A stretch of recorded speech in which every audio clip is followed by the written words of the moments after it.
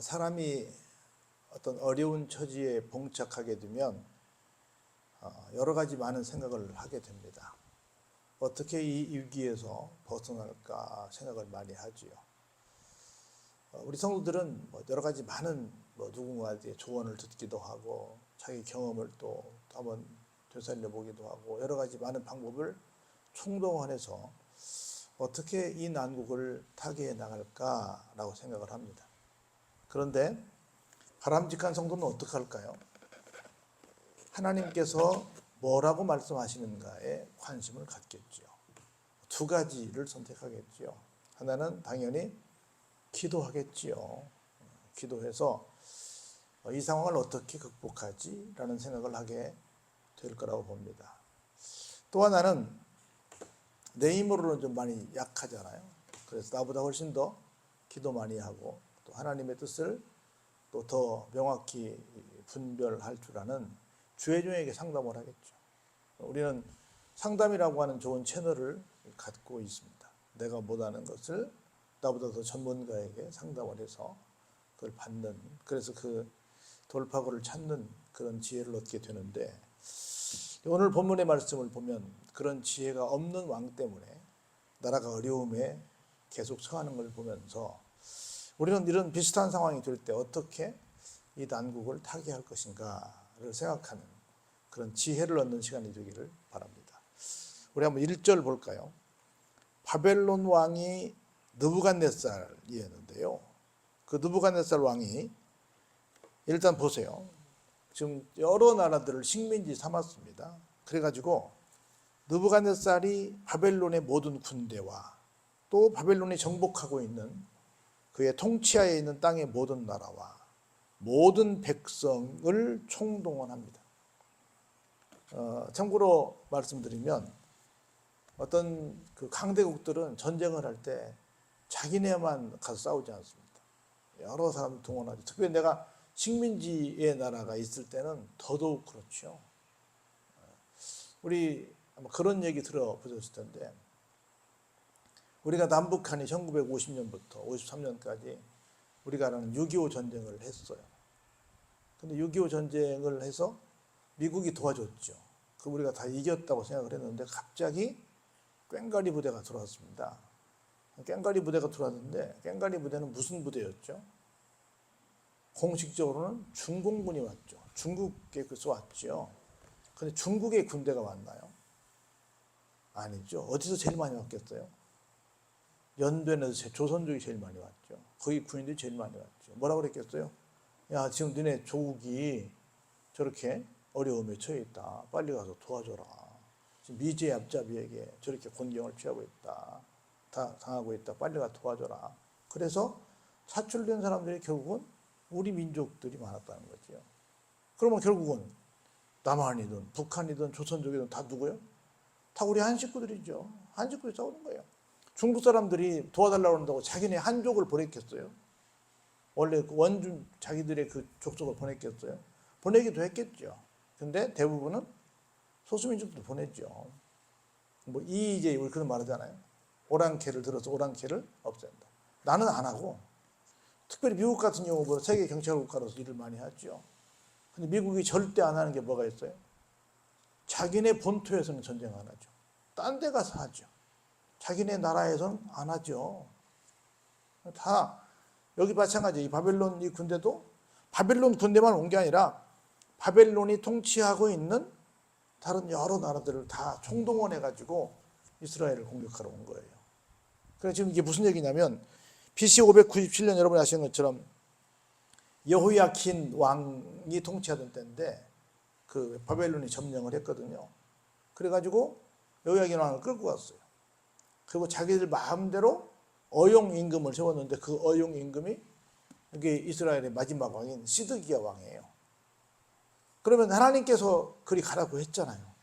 그럼 하나님께서 말씀을 하셨기에 하나님의 뜻을 기다리고 좀 있어야 되는데 자꾸 시드기야의 마음은 사실 자기가 섭정을 당하고 있는 그런 왕인데 바벨론에서 벗어나고 싶어. 당연히 벗어나고 싶은 마음은 있을 수 있죠. 근데 그건 인간적인 생각이야. 하나님은 벗어나래요? 때를 기다리래요? 때를 기다리라고 말씀하셨잖아요. 근데 하나님께서 때를 기다리는 건 못 참겠어. 그러니까 어떻게 해요? 벗어나려고 해요. 그래서 어떻게 합니까? 바벨론하고 좀 맞짱을 뜰 만한 나라가 어디 있을까라고 생각을 해요. 어디가 좀 힘 있어 보여요? 저 밑에 있는 애굽이 좀 힘 있어 보여요. 그 애굽에 가서 도움을 요청합니다. 그래서 연합정전을 펴가지고 바벨론을 어떻게 해보려고 그래요. 그 정보를 바벨론에 듣고 나서 가만히 있겠어요? 이놈들 봐라 하고는 이스라엘을 완전히 없애버리는 일을 하죠. 그 얘기를 하는 거예요. 보세요. 땅의 모든 나라와 모든 백성이 예루살렘과 그 모든 성읍을 칠 때에 말씀이 여호와께로부터 에레미야에게 임하여 이르시되, 지금 바벨론이 점령하고 있는 나라들이 다 막 연대해가지고 그 조그만 이스라엘을 다 공격합니다. 그때 하나님께서 에레미야 선지자에게 말씀하신 내용이에요. 뭐라고 말씀하시냐면, 이스라엘의 하나님 여호와께서 이와 같이 말씀하시니라. 너는 가서 유다의 시드기야 왕에게 아뢰되, 뭐라고 말했냐면, 여호와의 말씀에 보라, 내가 이 성을 바벨론 왕의 손에 넘기리니 그가 이 성을 어떻게 할 것이다? 불사를 것이라. 네가 지금 나를 믿지 않고, 내가 분명히 에레미야 선지자에게 내 뜻을 전달했는데 선지자의 말도 듣지 않고 네가 스스로 네 난국을 타개하고자 하나님보다 더 애굽을 의지하고 애굽과 함께 손잡고 이 난국을 타개해 보겠다고? 그게 말이 돼?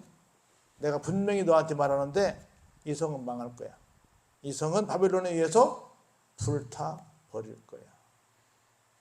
그러니까 어떻게 보면 일반적인 상식으로 보면 시드기야는 정상적인 생각을 했어요. 비정상적인 생각을 했어요.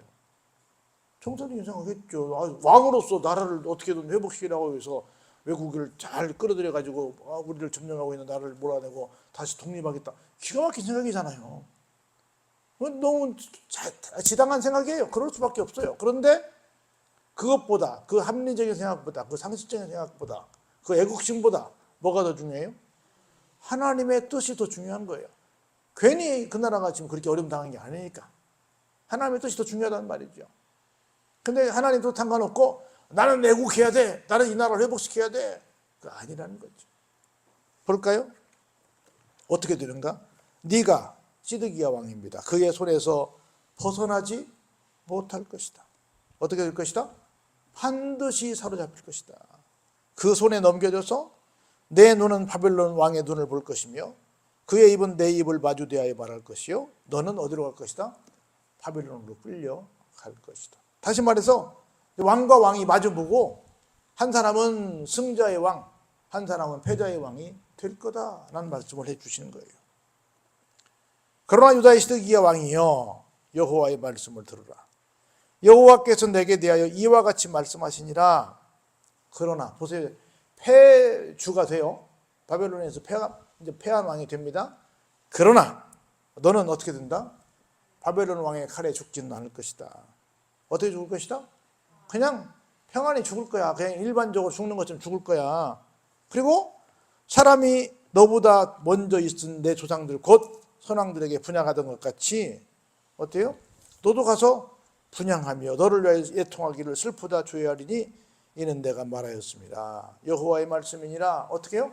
가서 자기 선조들이 우리로 말하면 사당이 있죠.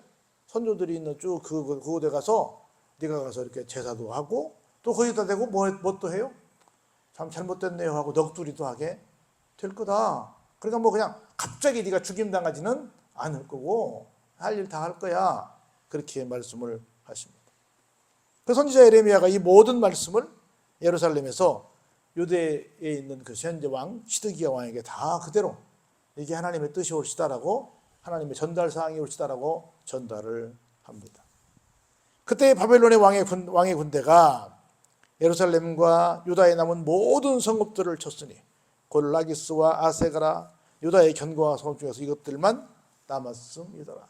지금 이 시드기야가 이렇게 엉뚱한 짓 하기 전까지는 아직까지는 몇 개 성읍은 남아 있었는데 시드기야가 이렇게 엉뚱한 짓 한 바람에 지금까지 남아 있었던 몇 지역까지도 완전히 다 점령당하게 됐더라라고 하는 겁니다. 뭐가요?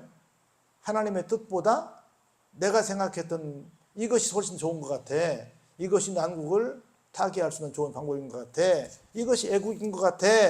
라고 생각했던 것이 오히려 어떻게 됐어요? 더 상황을 어렵게 만들었다는 겁니다. 자, 볼까요? 근데 보세요. 약간 흉내는 냅니다. 시드기야 왕이 예루살렘에 있는 모든 백성과 한 가지로 하나님 앞에서 계약을 맺습니다. 뭘 맺냐면 자유를 선포한 후에 여호와께로부터 말씀이 에레미야에게 임하니라. 볼까요? 우리 아는 것처럼 이스라엘은 여러 제도가 있어요. 그 중에 하나가 뭐가 있어요? 희년 제도가 있잖아요. 종이든 뭐든 다 일정한 기간 동안 데리고 있다가 시간이 지면 어때요? 풀어줘야 되잖아요. 그런 하나님께서 정하신 법이 있는데 볼까요? 9절에 그 계약은 사람마다 각기 히브리 남녀 노비를 놓아 자유롭게 하고 그의 동족 유다인을 종으로 삼지 못하게 하는 것인데, 보세요. 10절에 그 계약에 가담한 고관들과 모든 백성이 각각 노비를 자유롭게 하고 다시는 종을 삼지 말라 함을 듣고 순복하여 놓았더니 어때요? 후에 그들이 변하여 자유를 주었던 노비를 끌어다가 복종시켜 어때요? 다시 노비로 삼았더라. 그러니까 뭐예요? 막 어려워지니까 우리가 하나님 뜻을 어겨서 이렇게 어려워졌네. 그럼 이제부터라도 하나님 뜻을 잘 지켜서 이제는 우리가 이런 어려움을 다시는 초래하지 말아야지 라고 하고 순간적으로 그때는 풀었다가 풀어놓고 나니까 자꾸 아까운 생각이 드네. 다시 잡아왔다는 거죠. 그러니까 제대로 했다는 거예요? 제대로 안 했다는 거예요? 제대로 안 했다는 거예요. 그런 거로 볼까요? 여호와의 말씀이 여호와께로부터 에레미야에게 임하니라. 뭐라고 말씀하시냐면 이스라엘 하나님 여호와께서 이와 같이 말씀하시니라. 내가 너희 선조를 애굽 땅 종의 집에서 인도하여 낼 때에 그들과 언약을 맺으며 이르기를 너희 형제 히브리 사람이 내게 팔려왔거든 너희는 언제? 7년 되는 해에 그를 놓아줄 것이니라. 그가 6년 동안 너를 섬겼은즉 그를 놓아 자유롭게 할지니라 하였으나 어때요? 너희 선조가 내게 순종하지 아니하며 귀를 기울이지도 아니하였다. 분명히 이런 법을 말씀하셨는데 안 지켰다는 거죠. 그런 걸 볼까요? 그러나 너희는 이제 돌이켜 내 눈앞에 바른 일을 행하여 각기 이웃에게 자유를 선포하되 내 이름으로 일컬음을 받는 집에서 내 앞에서 계약을 맺거늘 너희가 돌이켜 같이 한번 읽어보실까요? 내 이름을 더럽히고 각기 너와 그들의 마음대로 자유롭게 하였던 노비를 끌어다가 다시 너희에게 복종시켜 너희의 노비로 삼았도다. 이것은 어떤 결과를 가져왔다? 하나님의 이름을 더럽히는 결과를 가져왔다. 왜냐하면 이 약속은 누구와의 약속이에요?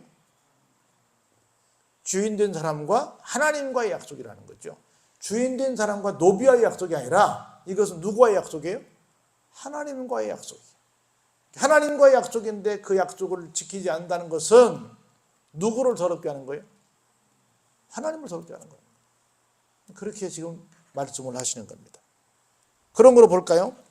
그러므로 여호와께서 이와 같이 말씀하시니라. 너희가 나에게 순종하지 아니하고 각기 형제와 이웃에게 자유를 선포한 것을 실행하지 아니하였은즉, 보세요. 하나님의 이름을 더럽게 한 결과는 뭔가를 보세요. 내가 너희를 대적하여 세상에 하나님께서 대적하시면 누가 감당할 만한 사람이 있을까요? 없지요. 하나님께서 어떻게 대적하시냐 볼까요? 칼과 전염병과 기근에게 뭘 주리라? 자유를 주자. 세상에 이런 말씀이 있어요. 칼과 전염병과 기근에게 자유를 줘서 하나님의 이름을 더럽힌 사람들을 마음대로 너희들 마음대로 가서 치고 쓰러뜨리라고 해요. 얼마나 무서워요. 칼과 기근과 이 전염병에게 자유를 준다.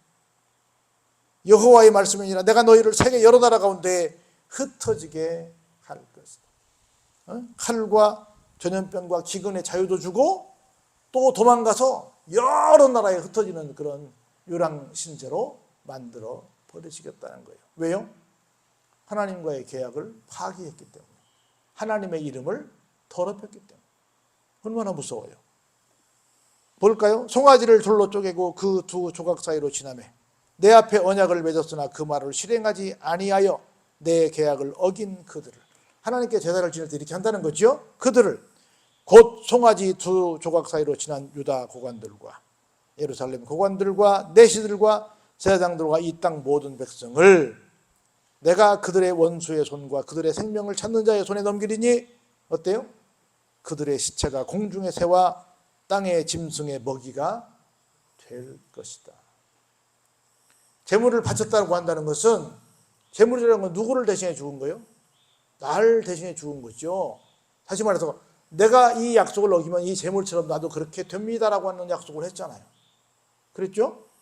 그것처럼 그렇게 했는데 그걸 까마득 잊어버리고 그냥 약속을 파기해버리고 하나님의 이름을 더럽히니까 처음에 제사 지내는 그 약속 시간에 그 약속했던 것처럼 내가 너희를 죽일 거야 라고 하는 겁니다.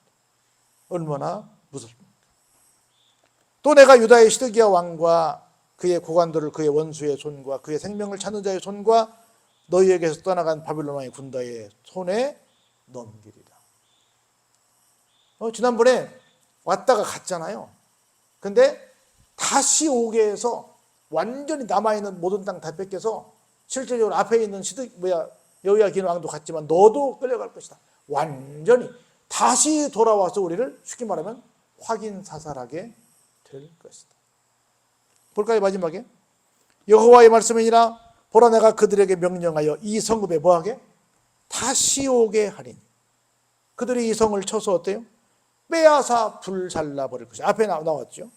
내가 유다의 성읍들을 주민이 없어 처참한 황무지가 되게 하리라. 왜요? 두 가지예요. 첫 번째는 어려운 난국을 누구 마음대로? 내 마음대로. 누구 방식대로? 내 방식대로 풀려고 한 것이 결국은 그게 성공했어요? 아니면 더 끔찍한 결과를 가져왔어요? 끔찍한 결과를 가져왔죠. 그리고 하나님 앞에 약속을 했으면 약속을 이행해야지. 아깝다고 다시 잡아. 그럼 돼야 안 돼요? 안 되잖아요. 여러분 바로 왕도 분명히 이스라엘한테 보내줬잖아요. 보내줬는데 아이고 저 엄청난 노동력 아이고 아까워 하나 잡으러 갔다가 됐어요? 다 죽었잖아요. 약속을 했으면 약속을 지켜야지. 그 두 가지 오늘 본문의 말씀에서 우리에게 주는 교훈은, 첫 번째는 사람의 방식으로 뭘 하지 말라. 하나님께 기도해서 하나님의 방식으로 해라. 두 번째는 약속을 했으면 약속을 지켜라 라고 하는 겁니다. 우리가 살면서 여러 가지 상황상 어려운 일을 많이 당할 수 있습니다. 그 어려운 상황을 우리 방식이 아닌 하나님의 방식으로 잘 풀어서 정말 지혜로운 삶을 사는 여러분 다 되시기를 주의 이름으로 축원합니다.